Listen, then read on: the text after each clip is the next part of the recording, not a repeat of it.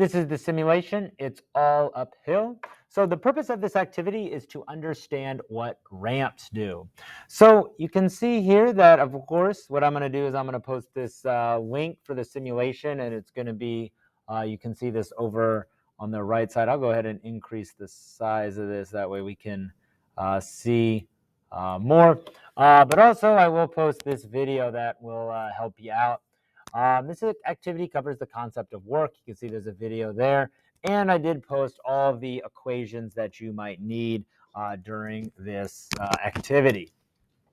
So the instructions for this one is use a simulation and the equation for work to fill in the table below, then graph force and displacement against the angle of the ramp.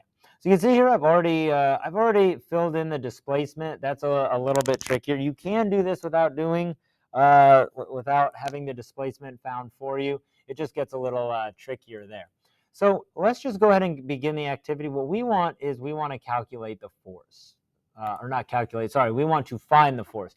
So it already tells you the mass. We want this to be 2 kilograms. I'll go ahead and just click on that. First one we want to set is 30 degrees. So I'll go ahead and I'll run trial, and it'll give you the force. So it's 9.8 newtons. There we go. And 9.8 newtons. Perfect. And look at that, turns green. Now I need to calculate the work. So the work is going to be the displacement multiplied by the force. So what I can do is I can get out my calculator, and my force is 9.8 times 2, 19.6.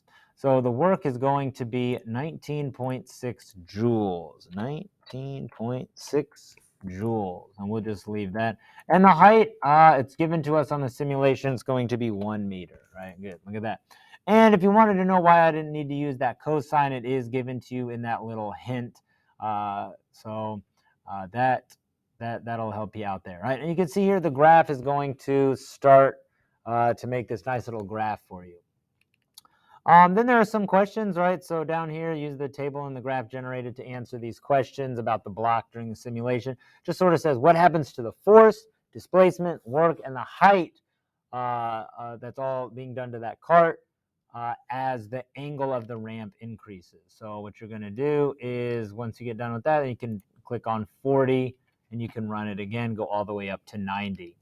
Then there's several questions down here about the cart, about energy transforming or changing, about the conservative and non-conservative force. Now, the big idea behind this one is, let's just look at questions 7 and 8. In terms of work, force, and displacement, what do ramps allow people to do? And the last question sort of adds on to that. Using your knowledge of work energy and the data from this lab, answer the following questions. Why do buildings have stairs for people to get to an upper level and not ladders, right? So in order to answer these questions, you're going to need to look at this graph generated. That will really help you out. So once again, this is the simulation. It's all uphill.